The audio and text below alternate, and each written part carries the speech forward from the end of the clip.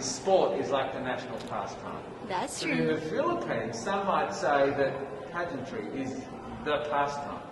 That's true. You know what? In the Philippines, we have pageants all over the places. Yes, we have pageants in the barangay, in school, national, local. That's why we really love Miss Universe. It's like it's giving pride and putting the Philippines back on the pedestal. That's why there's an added pressure as a candidate coming from a pageant-loving country. But it's a good pressure. I always look up to our former Miss Universe Philippines. They really did well in the competition. And now this is my time to show who I am, to offer what Rabiya can show to the rest of the universe. So I'm very happy, and at the same time, I'm excited to make all my kababayans proud. And hopefully I do. Why do you think it is that the Philippines love pageants? They have appreciation for beauty. We do love pageant because we used to think that we wanted to be included in the world, I have to be honest, in the Philippines, my skin color used to be not the standard of beauty. I was obsessed whitening my skin because these are the kinds of beauty queen we see on the mainstream. But things were different now. That's why I'm very proud to be a morena. In the Philippines, we call it morena. It's brown skin girl. And to be able to represent, my color, my identity as a true Filipina. Tell me about your journey to being crowned Miss Philippines. That, in a world that, in a country, I should say, that loves pageants. That must have been a very intense process. Tell me about, your journey to being Miss Philippines. Well, my journey was crazy. You know what? I started to be a dark horse. Nobody noticed me. Nobody knows I was in the competition up until the preliminary and the coronation night. And when I won, I received different comments. Of course, there were people who didn't expect me to do well, who think that I cheated. That's why I need to redeem myself in Miss Universe. I really need to do well in this competition. And the thing is, I love pressure.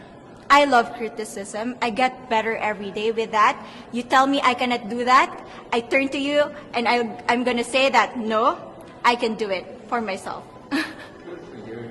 So how does it feel then to be on the global stage? How do you feel to be here in this moment, right now?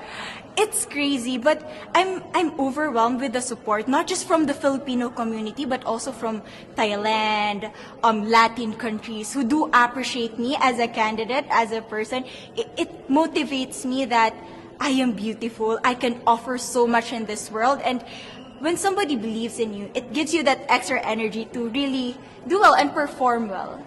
Do you have a sense with the girls, all of the girls competing, you're competing, but is there a sense of camaraderie with all of the girls? Is there a real spirit to, sort of motivate each other to do better? You know what? I have a different idea about Miss Universe. I thought it's going to be very competitive, in a healthy way, well, of course. But now I can see every girl helping each other, from fixing those hairs, from trying to zip up those outfits. It speaks of the closeness and the kind of camaraderie that we want to have.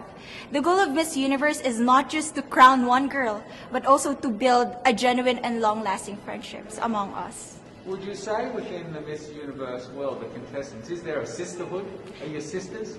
There is sisterhood. I can say I was able to talk to different representatives from different backgrounds, different cultures. And despite our differences, there's so much to be highlighted in what binds us together. And that is because we want to empower women. We want to have our advocacies. We want to speak for the things that we love.